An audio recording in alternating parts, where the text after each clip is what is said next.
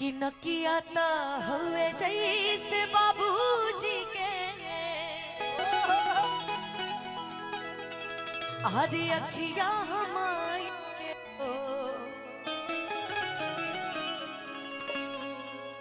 Sound ठीक चले के चाहिए। हमारे रवि के घर के पास के है ना, तो ठीक से चले के चाहिए।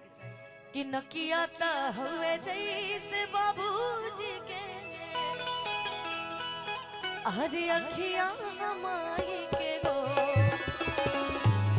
कि ललना मुहवा शनवा सुरुजवा का सगरो अजोर भइले हो। कि ललना मुहवा शनवा सुरुजवा का सगरो अजोर भइले हो। जुग जुग जिया सुलला नामा भवनवा के भाग जगल हो। जुग जुग जिया सुलला नामा हिलल नालाल हुई है गुलवा के दीपक मनवा में आस लागल हो। हिलल नालाल हुई है गुलवा के दीपक मनवा में आस लागल हो।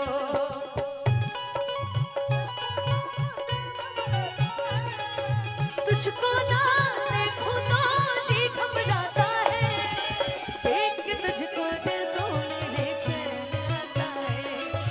देख के तुझको दिल को मेरे चैन आता है।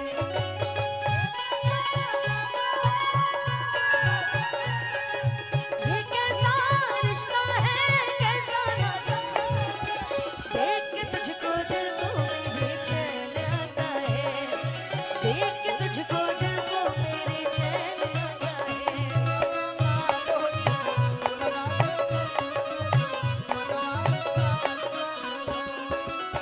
आजू के दिनवा सुहावन रतिया लुभावन हो। आजू के दिनवा सुहावन रतिया लुभावन। कैसे कि हमार माई बहन भी एने बैठल बनी। आ सोहर के मतलब होला, सोहर में मोहर जरूरी बा। बाकी हमरा बुझाते नहीं कि के घर परिवार से बा के बाहरी बा, हमरा बुझाते नहीं कि। बाकी जितना हमार माई बहन बैठल बड़ी सभी के एजा से प्रणाम बा और आशीर्वाद के कामना करें सभी से। आज के दिनवा सुहावन रतिया लुभावन हो। आज के दिनवा हिलल ना दुआरा पर बाजला बधैया अंगनवा उठे सोहर हो। हिलल ना दुआरा पर बाजला बधैया। जब से तुम्हें देखा दिल को कहीं आराम नहीं, एक तेरे सिवा इन होठों में कोई नाम नहीं। बन गया हूँ मैं तेरा दीवाना, धीरे धीरे से दिल को चुराना। तुमसे प्यार हमें है कितना जाने जाना, तुमसे मिलकर तुमको है बताना।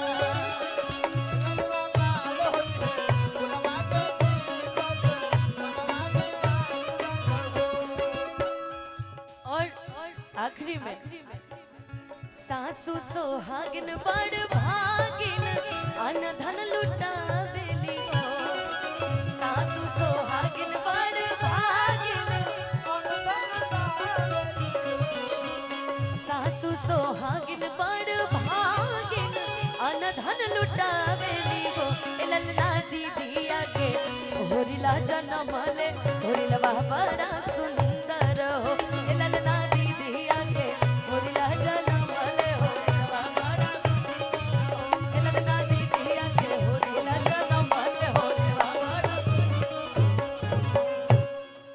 ललना लाल हुई है गुलवा के दीपक मनवा में आस लागल हो।